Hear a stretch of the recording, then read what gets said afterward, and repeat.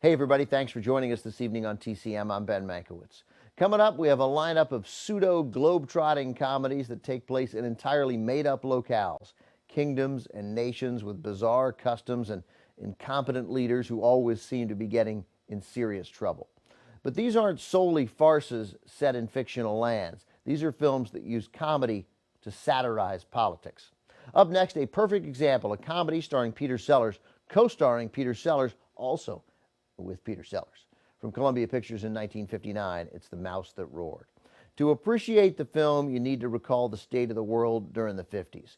Europe was still rebuilding out of the ruins of World War II. The United States was in the midst of a period of unprecedented prosperity.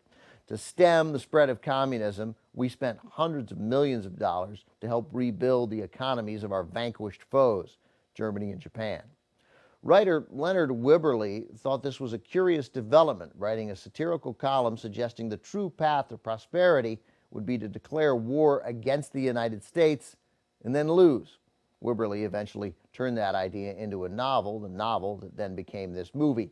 In the fictional European Duchy of Grand Fenwick, the Prime Minister tells the Grand Duchess that the best way to solve their country's economic woes is to go to war against the U.S. and then quickly surrender.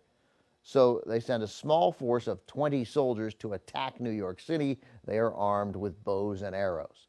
The leader of the small attack squad and the Prime Minister are both played by Peter Sellers, and in great British tradition, so is the Grand Duchess. From Columbia in 1959, directed by Jack Arnold. Here's The Mouse That Roared.